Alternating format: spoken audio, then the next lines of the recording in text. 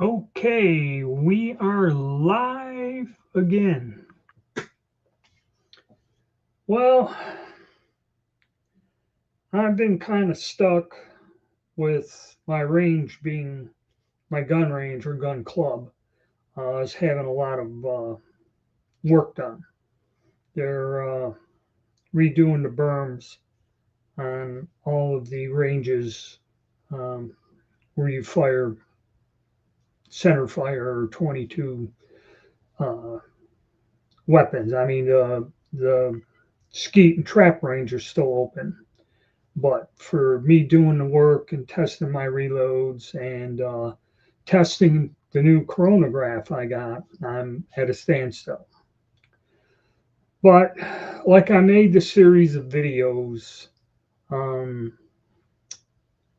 discussing auctions.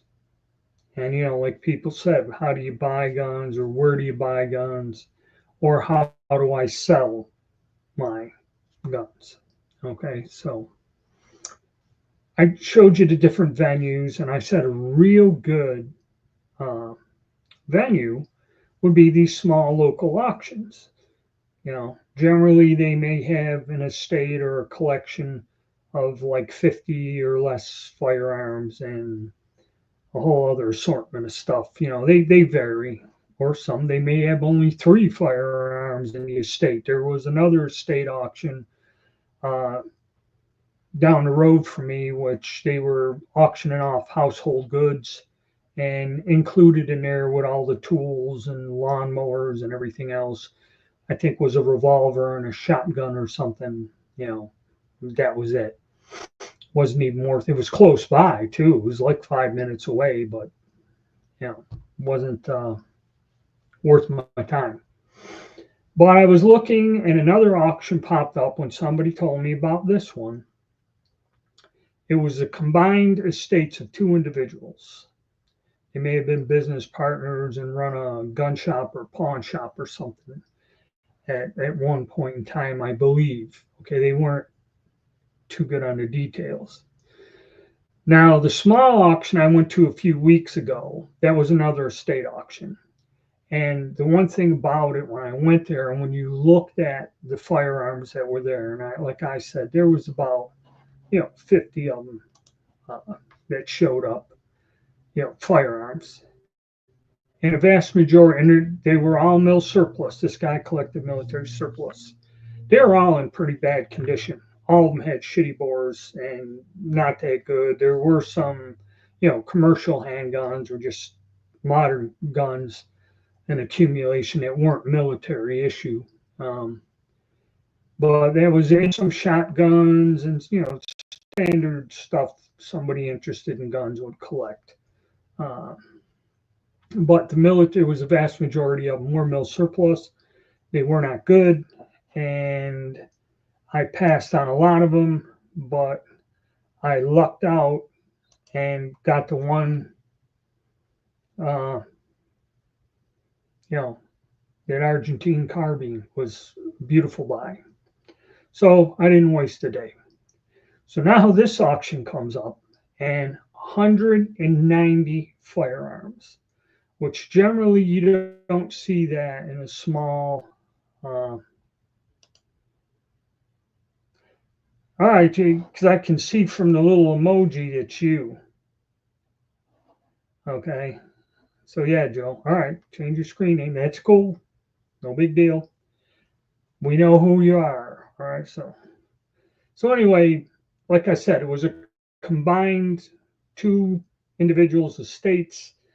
I guess they ran a business or something from the amount of firearms that they had. Okay. Or something, or just there are people who will accumulate hundreds of guns. But the vast majority of the firearms in this grouping were all just hunting type firearms. There was every type of shotgun you could understand. There was a whole slew of bolt action hunting rifles with scopes, some with scopes, some without scopes, Winchester 70s, Remingtons, Rugers, uh, Seikos, whatever. there was a lot of good stuff in there, and a whole assortment of shotguns going back to God knows when, back in the 20s, 30s, old pump shotguns, old Winchesters, Remingtons, over and unders. There's a lot of Browning over and unders. There's some pretty nice stuff. The stuff was also in excellent condition. There was no junk there. Okay. And there was an assortment of about 10 military firearms, rifles, and a Beretta pistol. Uh, yeah. And that's the thing I'm going to tell you, because I didn't believe this. All right. And there had to be about 40 bolt action 22s made by Remington, Winchester, whatever, from back, like he's saying, old hardware guns. Okay, just a simple gun. I didn't know Remington made so many different types of 22 rifles. Okay, and there were target guns with the peep sights. There were just like, I think the Winchester, different model single shot uh, bolt action rifles, kid size and all this other stuff. And the guy sitting next to me was interested. He came there specifically for a Winchester 94 in 30-30. That's the one of the guns he wanted. And there's like 5 of them in this auction. Okay. But the mill surplus stuff, there was in the middle 10 of them. There was a FR8, and there were 3 British rifles. The Mark I from World War I had a 1916 date on it. A Mark IV that was made by Savage Arms with 2-groove barrel, and a Singapore conversion of a Mark I into 308. So you had the 3 British rifles. You had the one there. There was a Swedish Mauser, but I already got 3 of them, so condition or not, I wasn't interested. There was a Brazilian 1908 Mauser with a bayonet. And when I looked at these guns, I got there early. I got there like an hour and a half early and was able to go through, check these guns out. All of them had fairly decent bores. The only problem was they looked kind of shitty because they sat somewhere for years. And it was like dust, and you could see they get a little bit of light rust. That means they were not stored in a climate controlled place. They were stored in a shed, garage, attic, whatever. And when you got the up and down and condensation, you will get that little light surface rust. But these guns were all in good shape, and all of them had good bores. There was a couple of Mosin Nagants, a Mosin Nagant carbine, Mosin Nagant rifle, all really nice. They had like that light surface rust on. Somebody stuck them somewhere, and they were there. So I'm thinking, okay, I'm looking over at the crowd, and I'm looking to see if I can see any dealers or any people that are collectors, because after living here 20 years, and it's a local, I can spot the people that are going to come in and try to snatch up these Milsurp guns. Granted, it was a free for all with the sporting stuff. Okay, and what I kind of found, and I said in the title, it's kind of a crooked deal went on, but I didn't believe what things were going for. It was insane. Okay. These 22 rifles were going for 2C, 3C for these little 22 guns. I mean, don't get me wrong. They were in good shape. Okay. There was nothing on that table out of them 190 guns that was rusted, broken, crappy, or, barn guns. Okay. Everything was in excellent plus condition. So whoever had this collection, um, this stuff was good, which was kind of unusual. You don't usually see that. My chick's best friend died. Oof.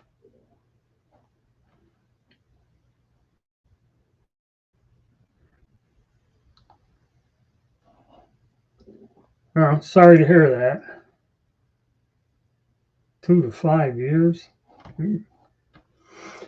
So anyway, so it starts, and like I said, this stuff was going for insane prices.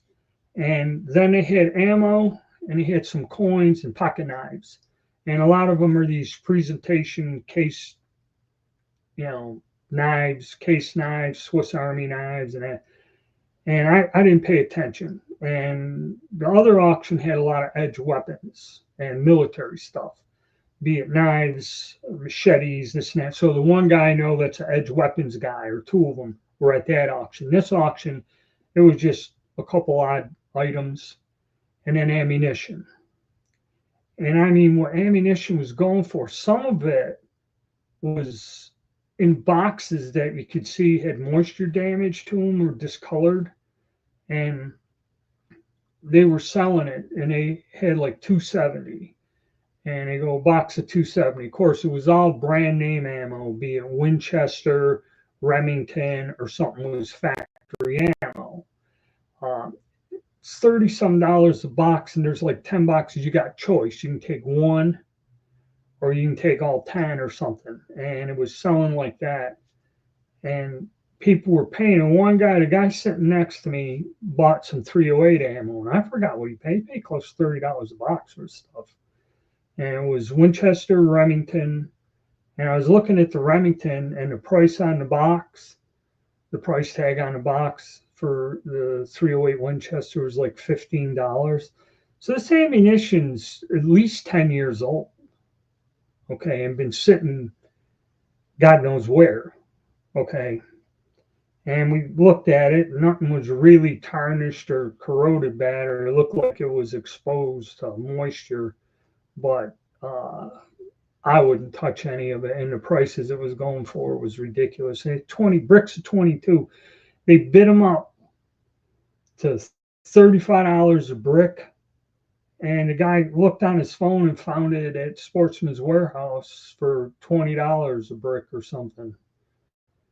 It was kind of, it was very, very unusual. And things were going quite high. 22s, shotguns, everything is going for what I considered, of course, I don't know what the going rate is on a lot of these guns. I know that Browning over and under shotguns are quite expensive. Okay, they're not a budget gun. Okay, and a lot of the old pumps, yeah, they do go. If you can buy them generic ones for a C note or something, yeah, the older ones are a little bit more desirable. But 5.6, more like, I'm thinking 3.4, but who am I? So this one here, I figured, okay, let's see what happens when we get to the military guns. And the guy next to me sitting there, and he had coins, look, they had silver dollars. They're paying like $40 a piece for choice, which is a little high. Melt on a Morgan dollar is $23. So to be paying 40, unless it's a date, a key date or something unusual, it's tough to sell them for that. They're all holding them in their hands used, so I doubt any of them are uncirculated. So then we get into the military guns, and of course, this auctioneer's, you gotta watch them. So first one come up, FR8, and it's just mumbling. Let's start off at 600, and then he lowers it. Then okay, how about 3? And before you can move, there's like all these people jumping up 3, then 4, and it ended up 4 something. And I'm like, okay, this going way too fast. I can't hear the guy. He's mumbling, and these price jumps. Okay, I kind of didn't like that. So I passed on that one because I was getting a little leery. So we go down to the next one. There was a cut down Carcano. They went for like close to $300. It was a carbine. They cut the stock down, and I figured if I can get it for $50 for parts, I can sell the parts. And it started, let's start at 100, and then 100, this and that. And they're going back and forth.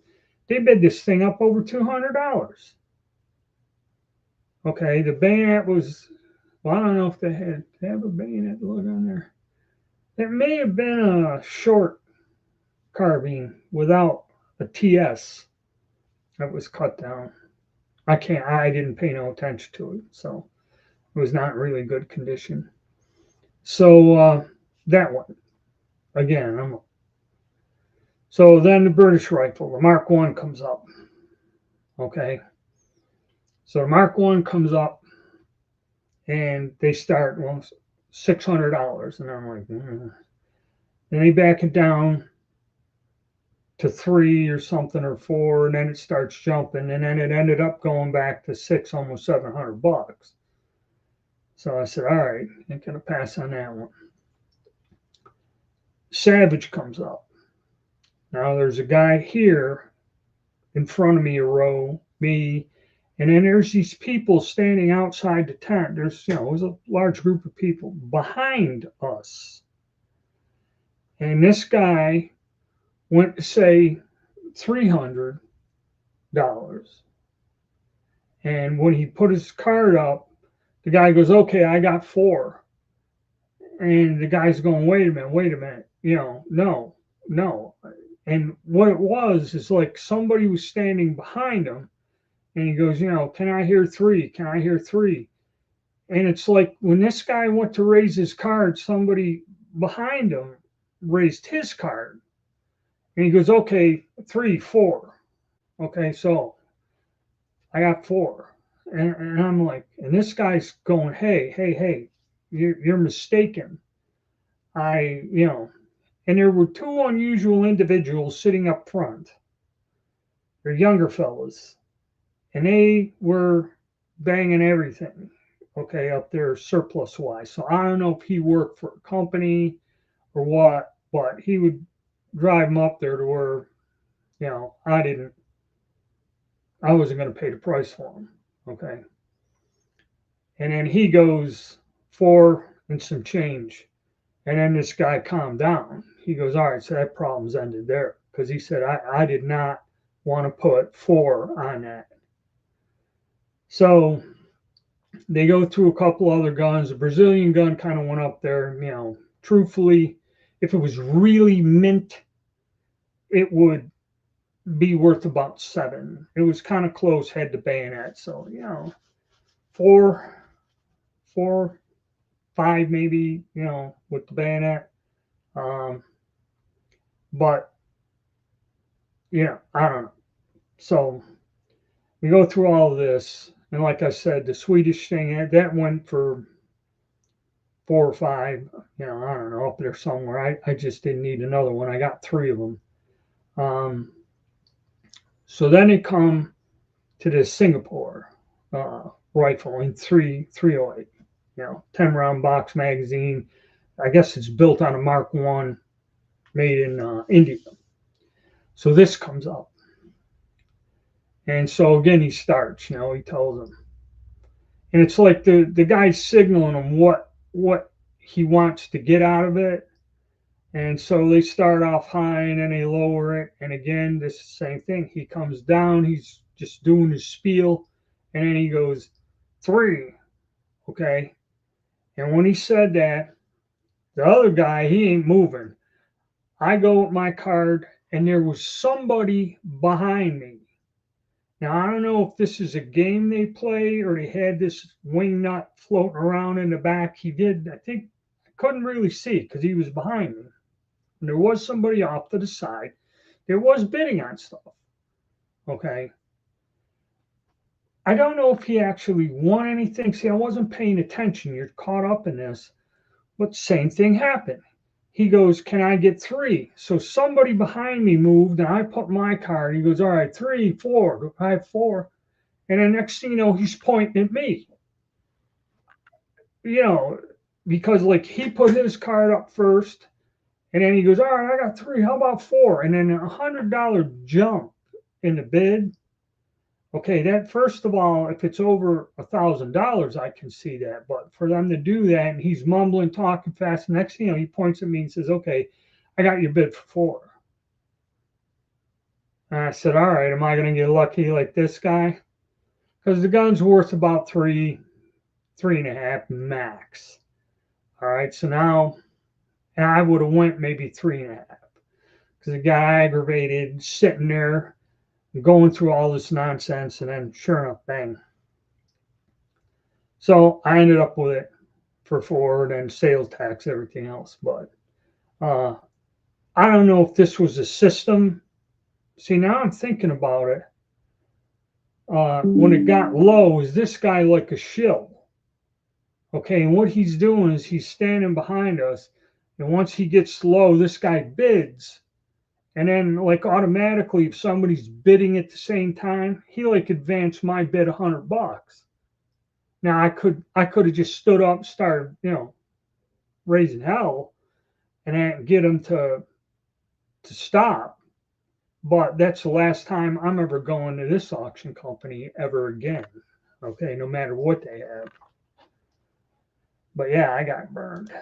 Pissed me off. Pawn shops. Yeah, that's true. But where I am, they got stuff in there and they price it. I went and looked at a number 4 rifle, and they marked it down from 500 and something to 495 or something, and it wasn't worth it.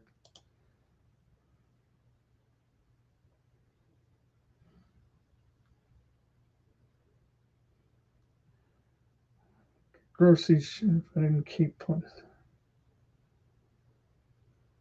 That ain't good. Yeah, sounds like. See, I never been to this auction company, and I mean they had everything organized, and they were a lot better than this other one. Kind of like didn't give, they were in the garage, threw everything on tables in their property in this barn, like a pole barn, and that was a free for all. It was like going to an Iraqi goat auction, okay, and a lot of the stuff from that collection was not that good. Okay, this stuff was all pretty good, but they got some pretty good prices that I wouldn't pay for them. Okay. And it's like he said, these hardware guns or these old simple 22s with a wooden stock. Some of them were target guns with peep sights. That 4-H and schools used to have 22 target, back when some schools even had a little indoor 22 range in the school where you had a rifle club. That's back before everyone demonized guns.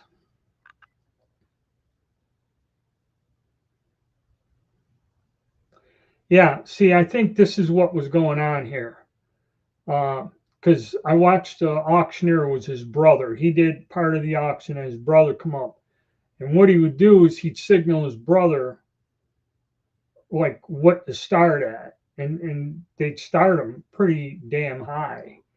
And then when he drops it down, that's where they pull this. Because that guy in front of me, they did the same thing to him. He went to put a bid in a 3, and they ended up 3, 4. Do I get 4? And you're still holding the card up, so they go, okay, 4 to him. And he was saying, hey, hey, hey, hey, and they just keep going with it. And luckily, them weird guys in the front went 2.5 over. So he said, and then it bumped up again another 25 or what. It just was bad. And there were people to back at the auction. Yeah. See, that's where everyone come in and they're putting their crap on the back row and that. And yeah, that's so I ended up in the middle. And standing out in the sun wouldn't be good for me because it's dragged on forever and that. But yeah, it was kind of rigged. Okay, I don't know if this and it's like he got behind. He was standing off to the side. Now when he could be in cahoots with him.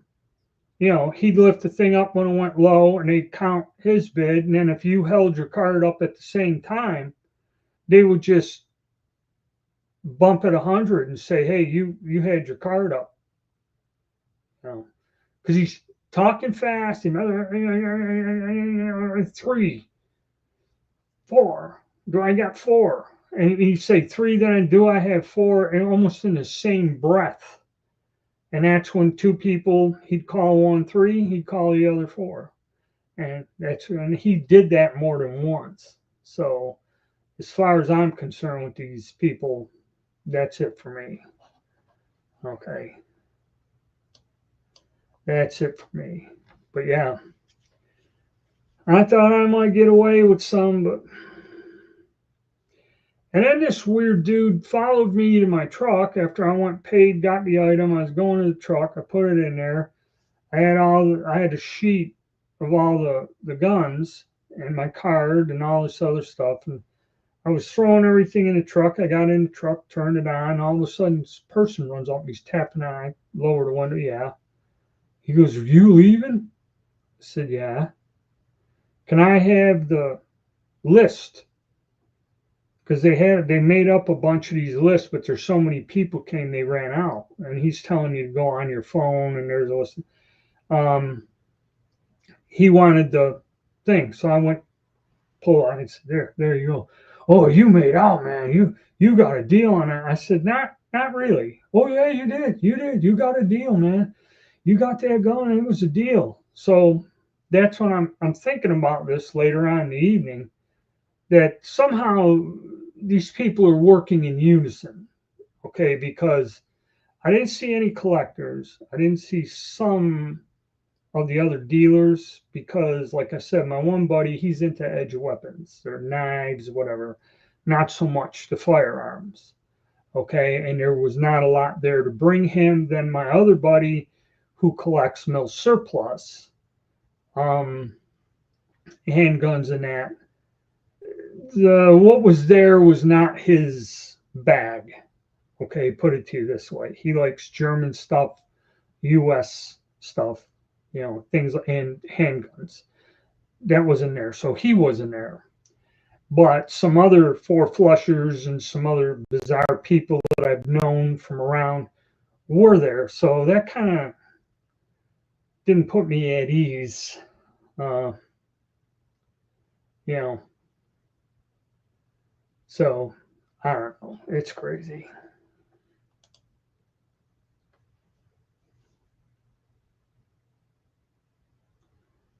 Let's get all the action.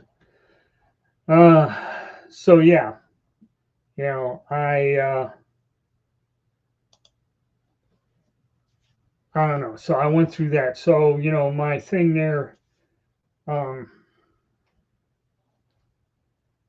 my experience there was not good. Speaking of 22s,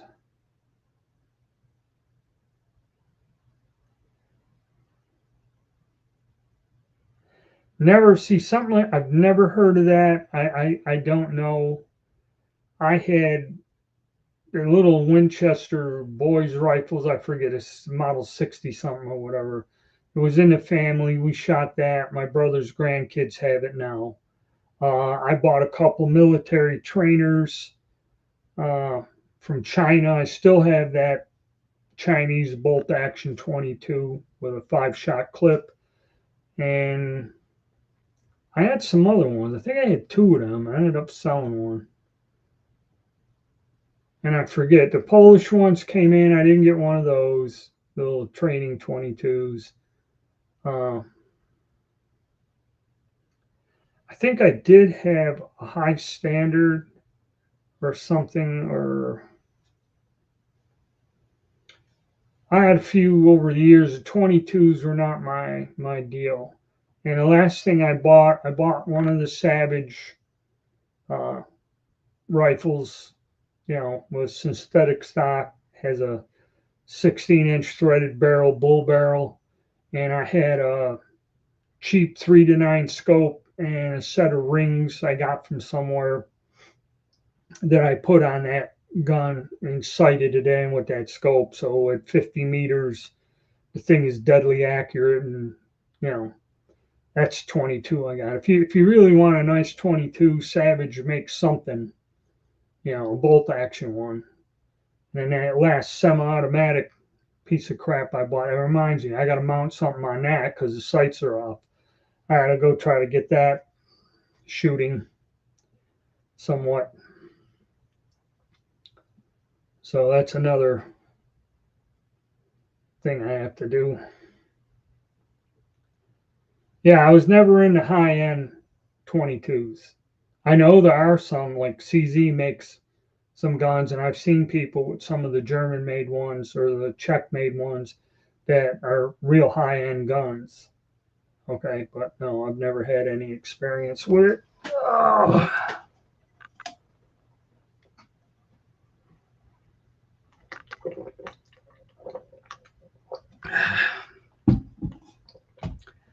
Oh. Yeah, so that was my big thrill for the weekend, going to the auction. That didn't turn out as I thought it would, so. But make note of that next time that auction company comes up. I ain't gonna deal with them. I've had that. There was one I used to go to, and the guy was pretty fair, but it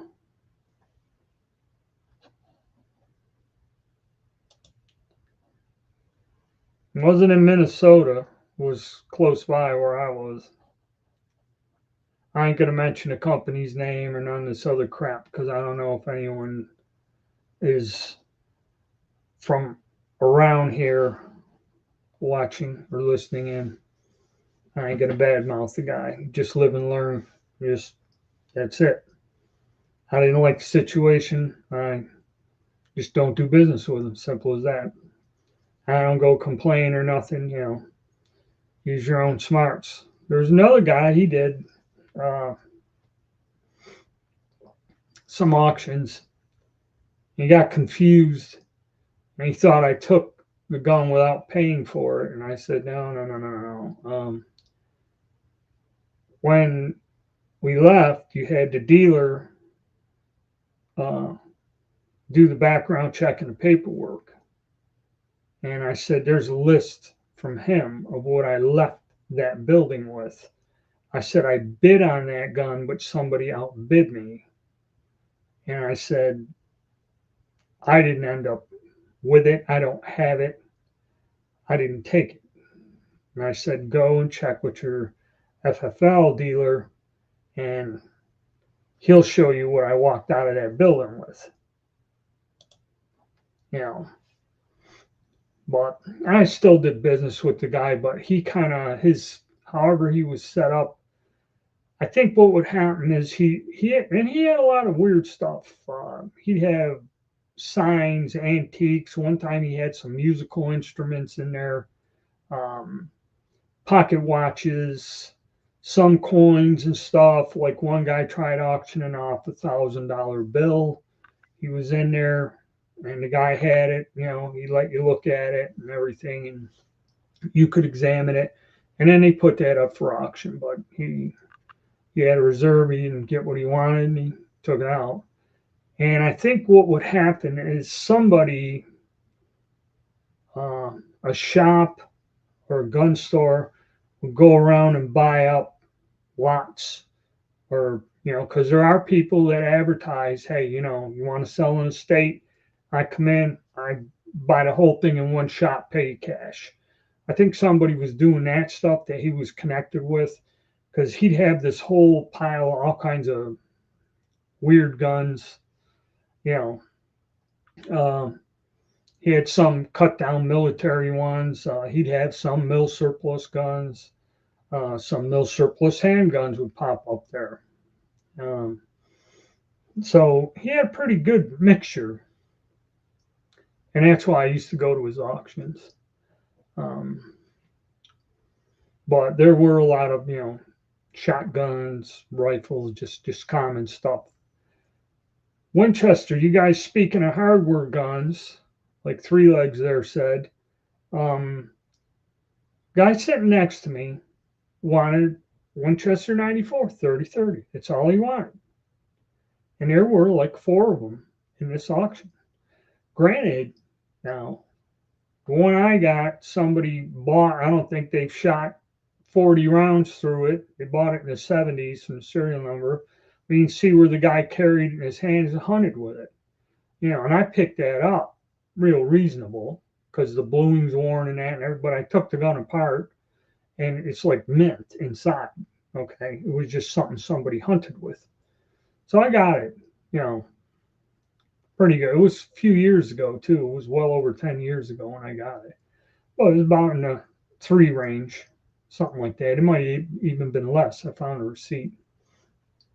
So that's what this guy, he's about my age. So he's sitting next to me. And he was the one looking up the 22 and said, "This is crazy. I never seen that like that." And seeing the 22 rifles going for 2 and 3. He's like, I said, "I don't know." I said, "It's a big thing now. There's my neighbor collects them." He went and showed me his collection of all these old 22 rifles. He has about half a dozen of them or a dozen of them. That's a fad now. Okay. You can't get mill surplus in that price range.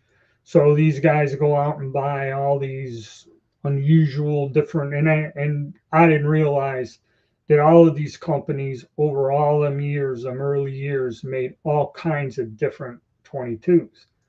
Same at 30-30s. 30-30 Winchester, most common gun in the U.S. at one time, common rifle. So you're figuring, 3-4. All right, that's what he was thinking. Now, the ones that come up, they were in good shape. They were Winchesters. They were 30-30. They all went for 7. Okay, and then he's sitting next to me, like 3 of them come up, and the 4th one's coming. He goes, "Looks like I ain't buying nothing today." He goes, "I ain't paying 7 for it." And he got a bid up to 3, and then it just goes up. And I didn't believe that, but I don't know. They're not made anymore. They were in pretty good shape, but 7, I should look that up. Let's look that up on True Gun Values. Something to do.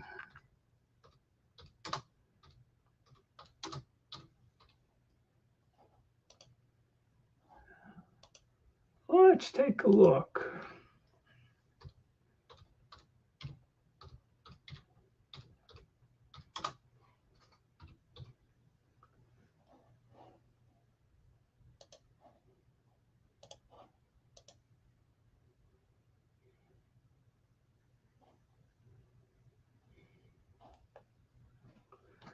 Okay, Winchester 94 is currently worth a K in 243.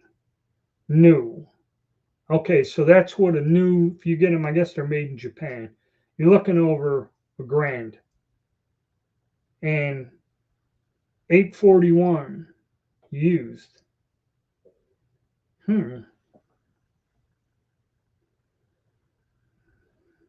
Trade in 5, sell. I did not believe it. It's one in 357 Magnum, which I believe I had one in 44, $1,000. Oof. Here's a used one, 549. It's kind of used. 30-30. 64, 749, 725. I guess they do go for that.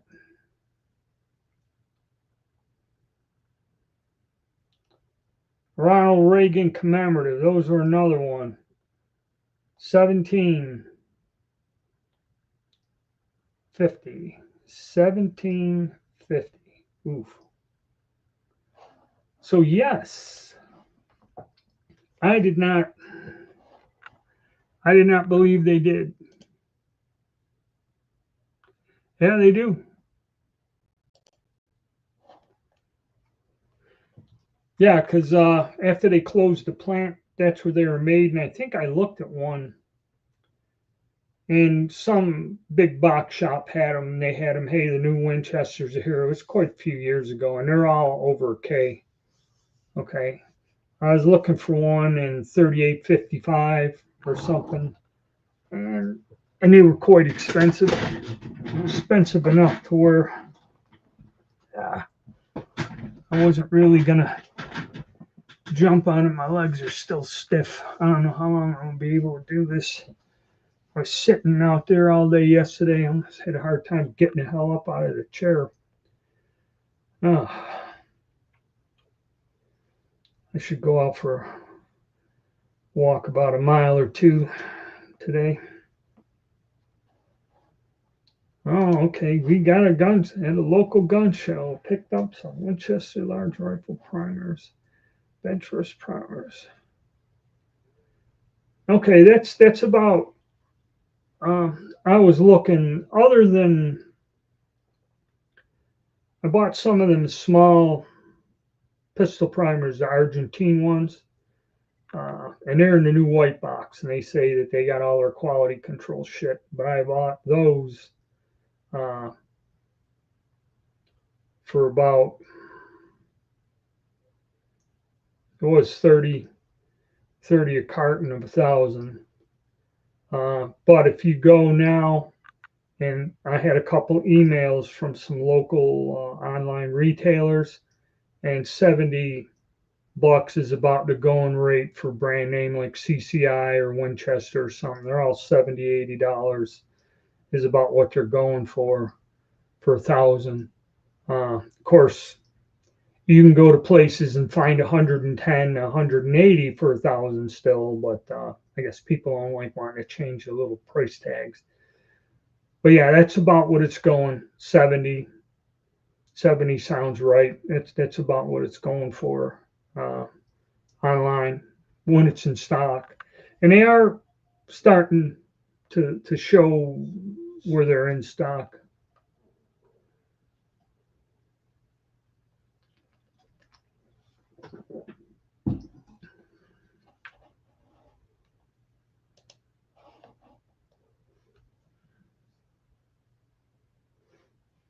Yeah, yeah, that's about 110, 120 is what it used to be. Then the sales tax, yes, but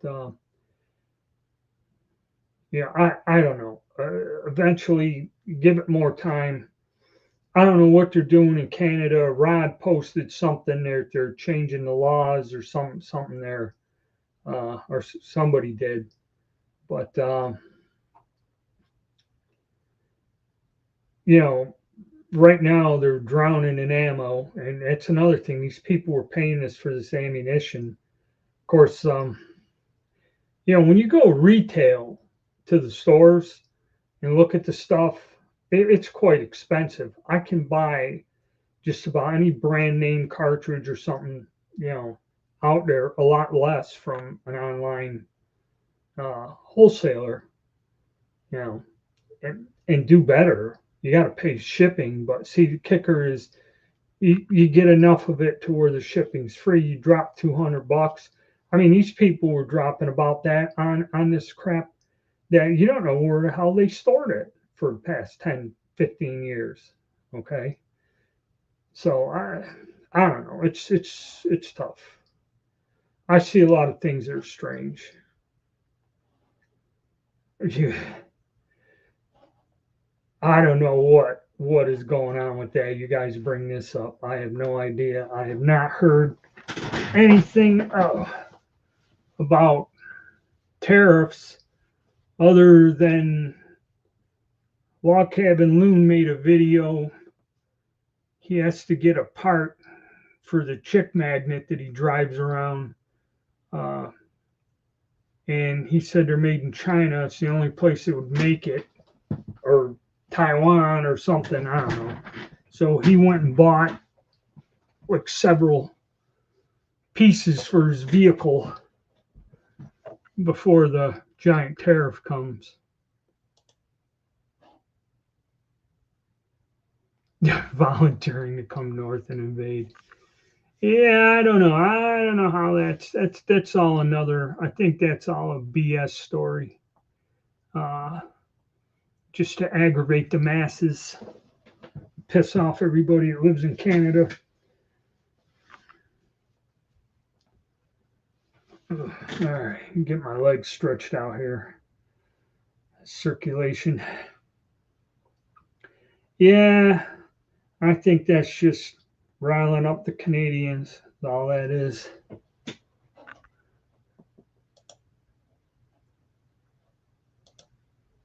I agree. BS story.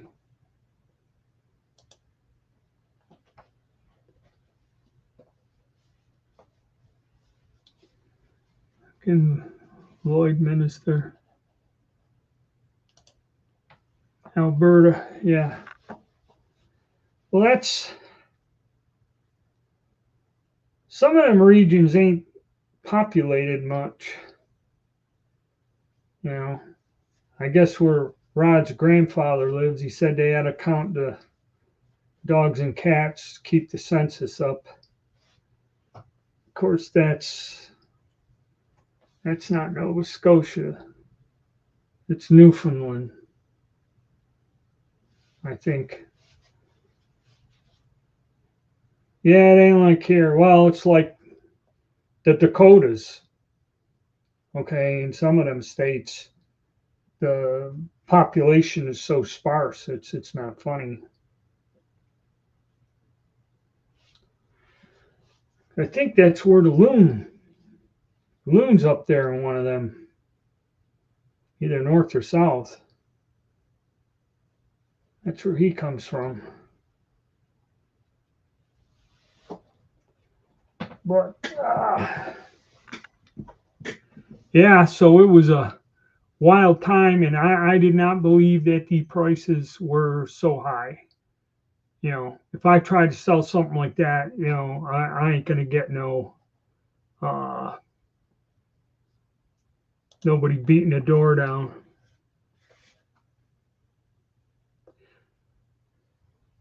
Yeah, yeah, the northern latitudes, pretty much wilderness and not good to live all the way around. Some of it goes up into the Arctic Circle, doesn't it? I think so.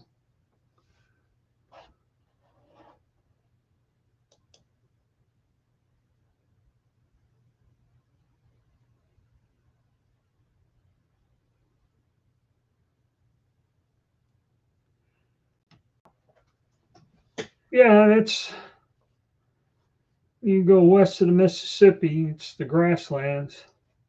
It's kind of like what the Ukraine is like in the central part, just kind of like that, just wide, flat spaces where they grow everything.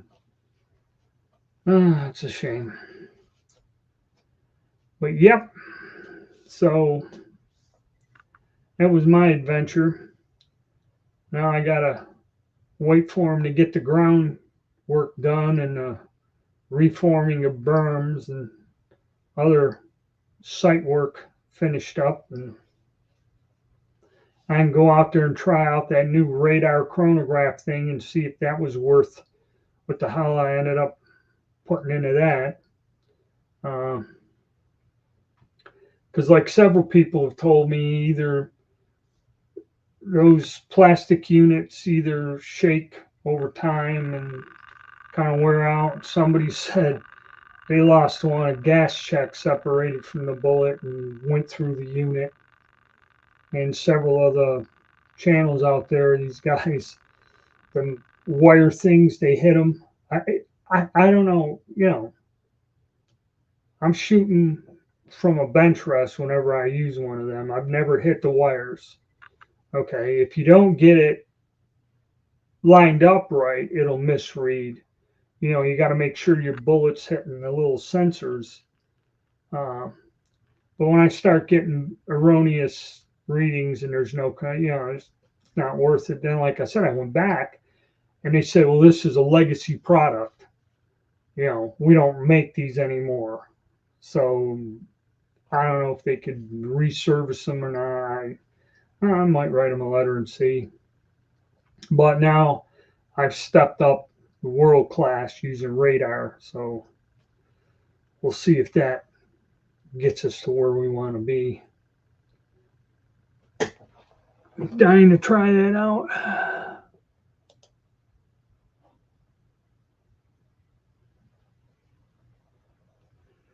French moss. Yeah, I've noticed that. I remember buying them for like 75 bucks. Um, and now, yeah, they go for anywhere from four to six here, US. That's about the going rate on them, which is kind of interesting. I gotta get mine. Somebody was asking me about it. I'll probably do a video on it. I gotta load up some ammo and get out there and shoot it. But the price of gunpowder is so terrible. That's why, you guys want load data, you got to give some support to the channel because gunpowder alone, I don't even want to tell you what I spent. Okay, because each jug is 430, so I get 2, 3 8-pound jugs, or four of them. That's 2K. All right. And if you're loading rifle cartridges like 308 Winchester, stuff goes up pretty quick. It's pretty easy to go through. I had to actually go to 3031, which I bought a jug years ago, and I didn't know how much I actually used out of it, but I went and got it, and it's like half empty, but I can still get that. $48.95. Some of them, when you search for them, they're just not available. The IMR powders or even any of the powders.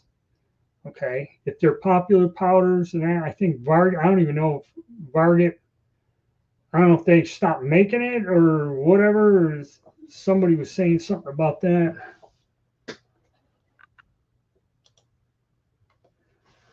Yeah, I remember when you were working with them new powders, the red and blue, and you were getting some good results, and they stopped making the damn stuff.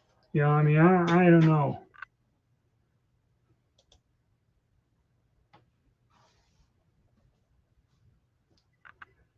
Alliant Reloader 10X. Yeah, there's a lot. I didn't know Reloader made a 15.5 and I bought some by mistake. Okay, and it really pissed. I didn't notice it. I didn't notice it at all until I run out of my regular 15 and I took that keg out and I was getting ready to do a big run.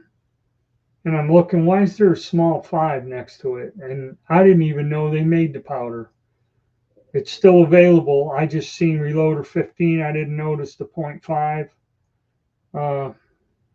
and bought it by mistake. I can use it for several other cartridges I reload, because then I hung on to it for a while and didn't realize it until months later that it's the wrong thing because the label looks the same except it just says little 5, 15, and the small 5. I'm like, I didn't know they made a 0.5. And it's all for heavy bullets or the Creedmoor. I could probably use it in a Creedmoor. And maybe I'll load some 223 with a 77 grain bullet. You can do it with that, just so I can use the stuff up. But yeah.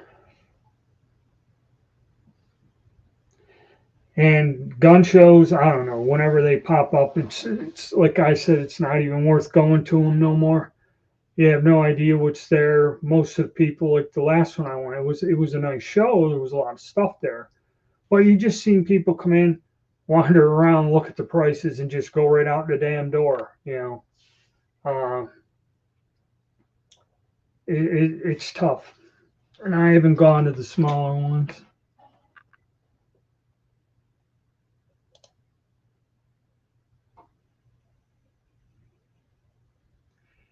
That's what I thought. It I was lucky I caught that. Okay, because I was running out. I finished the run, used up what I had on hand. I was just about ready to start, uh, putting it in the powder measure to go, and I'm like, wait a minute. And what they did is it's in between 15 and 16, and in 308 Win, it's for 200 and 180 grain bullets. You can do a 1.5 in 30-06. Because 308 Win, you're just about filling the case. Okay, you're actually kind of compressing the powder a little. 30-06 has a bit more room, and I guess, and again, it's new, so the load data is very limited, very specific, and nobody's used it. That's why the stuff isn't selling. Okay, nobody's got any experience with it or results. So now I got 8 pounds of it. I got to start figuring out what the hell to use it for. Like I said, maybe to Creedmoor. Maybe I'll run some of the 6.5 Creedmoor with it. See how it does. And if I get a decent load there, load up a few hundred rounds, just keep them with the rifle. But yeah, that's,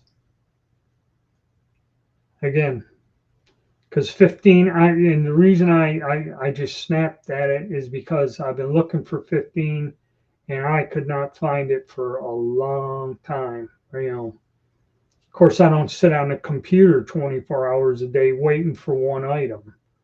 When you see something pop up, you jump on it. But, yep.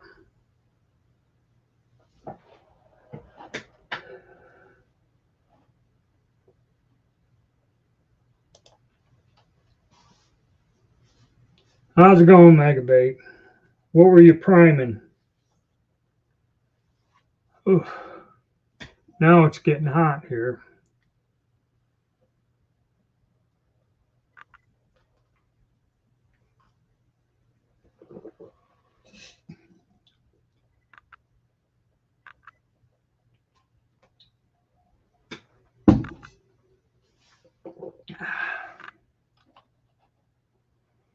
.308, yeah, I did a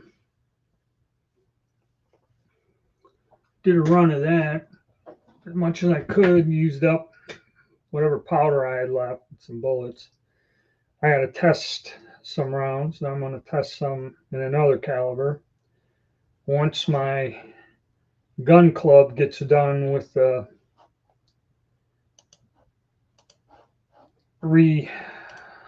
remodeling,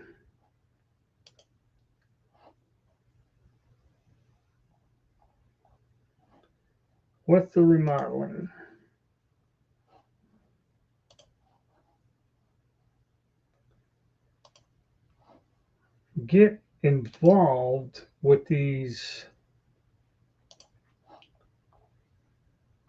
stupid things, and my emails get flooded with all of these different things I have to go through and unsubscribe.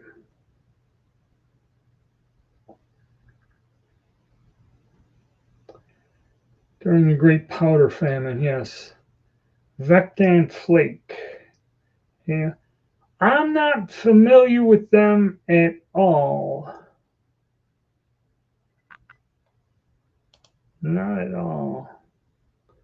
$48.95 if you can find it. That's a good powder. I had to get some, and $60 a can.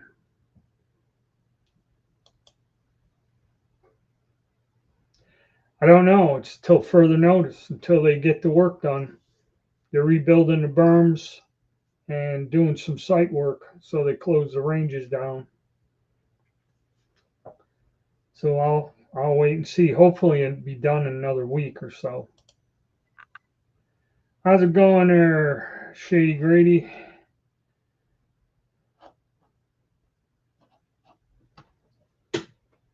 Yeah, so they told, but see, the club president, he was up there talking to me one morning a few months ago, and he said, we're going to do it. He goes, it'll be closed for a while, but he goes, maybe 2 weeks. I don't know if it's been more than 2 weeks or how far along. They gave us an aerial photograph of what they're doing there. I guess those berms have to be rebuilt. It's just dirt. And if you get so many things firing, it actually wears the hillside. Even if they plant grass, they planted grass in that, but so many people fire, you get these big trenches behind the backstops. And then when it rains, it just washes all that stuff down. And then you get the jackasses showing up trying to get the lead, and they come with shovels or something, and they start digging to make it even worse, and it deteriorates it. That's why they got a new rule: you can pick up lead that washes down, but you can't go back there digging into it, trying to mine it.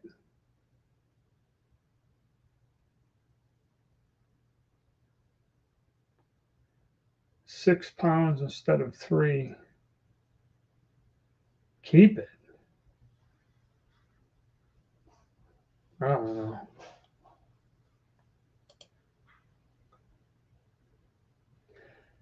No, no, that's not what they're doing. They're actually raising uh, the berms up because they wear down, and it could be for insurance purposes too. They said they're making them, instead of so high, they're making them up to 20 feet high or something. Because the way the pistol pits are, if you bounce over them, the stuff will land down in the shotgun ranges. And that's something we had problems with. And even with the 100 and 200-yard range, they had issues. And I mean, the hill is high. The hill's high, covered with trees and stuff. I said, how are they shooting over it? And the one guy said they're not shooting over the hill. That's why they got these rules. You can't put any small targets or whatever. You have to shoot at the ones at the backstop. He goes, it's more of a ricochet. He goes, if the bullet hits the ground in that area and bounces up, then a rifle bullet will fall down into the skeet area. So a lot of that has to do with safety concerns more than anything else. But they did do over the trap and skeet ranges, they did have a company come and mine the lead. Okay. And that's where they just went in the field there, because I think we got 5 or 6 trap houses there. And they came and scraped the ground, and they had a flatbed truck and were filling these huge canvas sacks, I guess, of lead. I guess they got a machine that somehow gets the lead shot out, and they got paid for that. They did that, put into the general fund. I know that one company or one club dug that stuff up, and they had barrels of it that they'd sell you, used shot. And that's another thing. I'm looking at them because I know shot's expensive. Went from like $19 a bag to 80 or something. But I wouldn't put used shot a damn $15,000 Perazzi shotgun. And those are the guys buying it. I'm like, you spent 15 grand on a shotgun, but you won't spend the money on the shells to shoot through it, right? Yeah. Yeah, they could keep it. They can keep it.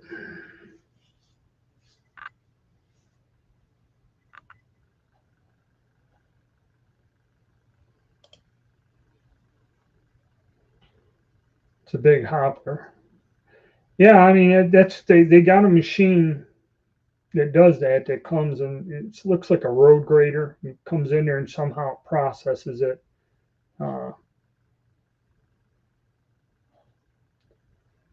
How they did it. Yeah.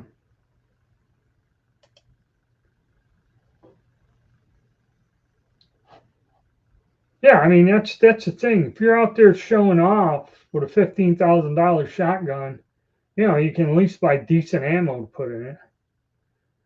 It's all a show, man. It's all a show. And I forget that one guy had he paid $7,000 for custom stock on his shotgun, and he had to go to this place. He had to get a motel room, and he come down to this guy, took the wood off his gun, and this guy set something up, and they made like a temporary thing that he could sculpt, and he'd go out and shoot the gun, tell the guy how he felt, and he'd adjust it and this and that, and he'd shoot. And then after a day or two of this nonsense, he'd go out and shoot and say he likes it the way it is. And then the guy would take this temporary thing, however, that he could easily adjust or change one way or the other. And then he used that as a form for his machine to cut the actual, some kind of unusual wood that there's only two other guns like it, or he only made these stocks for one or two other people. And I forget what ridiculous amount of money he paid to have that wood put on there. And then I'd still beat him in a competition. So, with a 870 or something, or just a BT99, that was crazy. I kind of don't miss. I used to like doing it. I used to like competing, but I don't miss it. And all the other fun stuff. Oh, let's see. I might have to cut this one short. My legs are hurting. I got to get up and walk around. I got to go out for a walk and that. Well, no, when you're showing off, when you want to be up there in the upper echelon, you had that one guy at the skate range. His daughters bought him for his birthday a Krieghoff with the barrel set in 12, 20, 28, and 410. They bought him this. They had it custom made for him. It was like $70,000. All right, or 60 grand. No, I'm sorry, it was $60,000. That's what I sold my house up in New York for with 3 acres of land when I moved down here.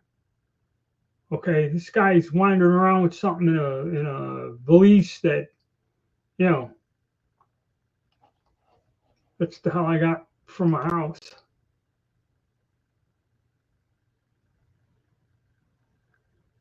Chrome don't get you home. Yeah. I just ain't going to the guy's auctions no more. That's just it. When they pull that shit on you, I just no,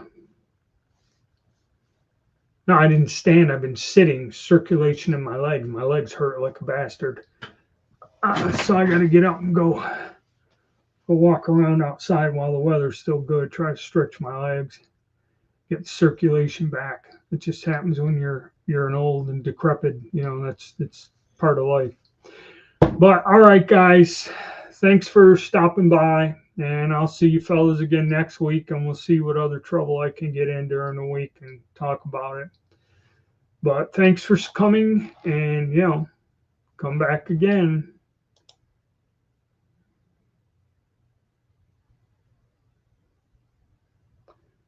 I wanted to